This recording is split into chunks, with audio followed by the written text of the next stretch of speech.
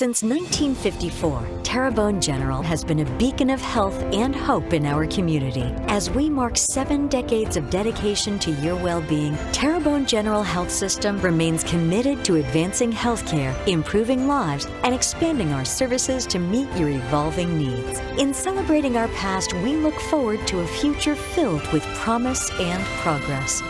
Your health is our legacy. To discover more, visit tghealthsystem.com.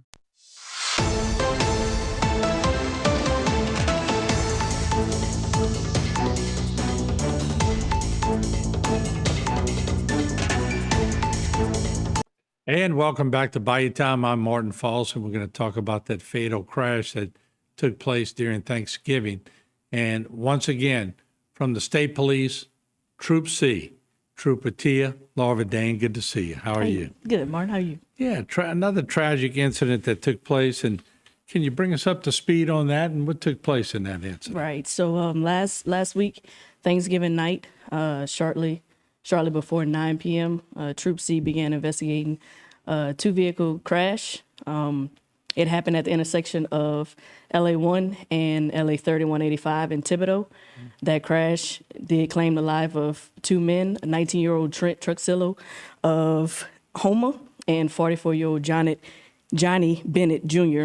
of Thibodaux. What troopers realized during the investigation was that Nissan Altima was south on LA 1. Trent Truxillo was driving a Nissan Altima, and Johnny Bennett Jr. was driving a Cadillac XTS east on 3185. At that intersection, there is a red light. It was determined that Truxillo did disregard the red light, impacting that Cadillac. As a result of that crash, Trent and Mr. Bennett did die from that crash. There was also another front seat passenger in the Altima that was critically injured and transported to out of the area hospital. It was determined that both Mr. Truxillo and Mr. Bennett were unrestrained at the time of the crash, and impairment is suspected on the part of Truxillo. But of course, like usual, standard toxicology samples will be collected and submitted upon analysis. And as always, this does remain under investigation. Yeah. You know, it hasn't changed in so many years. There's certain protocol you go through, especially in fatalities that have to take place. And God, I feel so bad for families when they have fatalities, but you got to get it right. So you got to go through that protocol and do everything and make sure you get it back. And sometimes that takes a while. It does take a while, and it takes time. And like you said, there's protocol, and we do want to get it right once we do finalize that report, to be able to present it to those families and give it to the families to let them know what actually went down and what happened. You know, and I keep thinking, too, on Thanksgiving, a lot of people always think of the victims in the accident, which they should. They think of the families, which they should. But also, I've always classified the law enforcement people who go on the scene during Thanksgiving when it's supposed to be a day of thanks.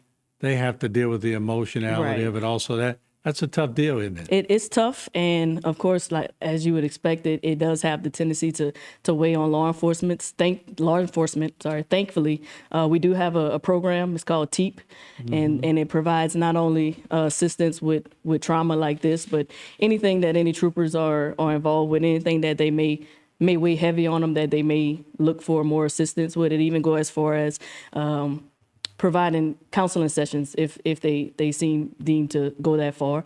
But they do have the resources available, and thankful to the department that is available for our troopers that go to these scenes. Like you said, it is a day that everyone want to spend with their family, but we answer the call when it comes. It just so happens sometimes it's very tragic. Yeah. You know, we've often talked on this program about speed too, and I noticed that excessive speed was on the title of it. And maybe we could stress a little bit, you know, when somebody's going 55, I've heard people in the past go, well, what's really the difference between 75 and 65 or 65 and 55? It adds up. Your stopping distance, your ability to react, your ability to be able to see a hazard and react to a hazard. A lot of times when you're impaired And when speed is involved, by the time you notice the hazard, you've already hit the hazard. So speed and impairment do play a large role in a lot of the crashes that we do investigate, and that's why we try to stress the urge to the speed limit, because like you said, from 55 to 70, that's the difference between a couple football fields in stopping distance when you realize a hazard or anything in front of you. And I mean, always limit distractions. You add distractions along with the speed, and it turns into a more hazardous situation.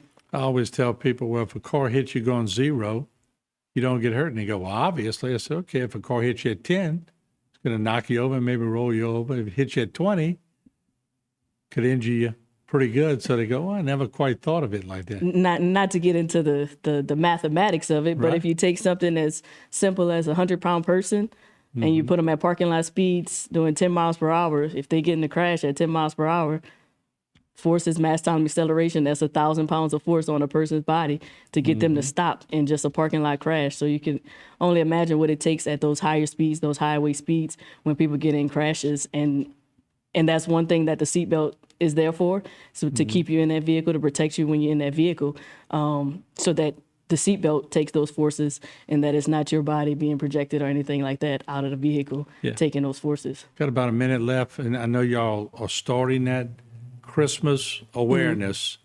And what quick tips can you give people just real quick to be careful about? Just going into the holidays, we just came out of Thanksgiving, and sadly these families will be affected for that forever. We always try to keep those numbers down when we go into the holidays. The last thing we want to do is have a trooper knock on someone's door during the holidays. So just always remain vigilant. Keep your speeds, your distractions, everything to the speed limit, distractions to a minimum, and always buckle up and drive sober. I mean, because if you feel different, you drive different. And buzz driving is drunk driving. So always. And it's have okay to have a couple of drinks, have somebody drive, and if you're going to drink beer and you drive, and drink 0 beer. That's it. 0 alcohol. If you drink water, put some bubbles in it, you good. Yep, there you go. Well, good to see you, Troop, and we appreciate all your help, and good luck. Thank you. All right, we'll be back after a short break. Don't go away.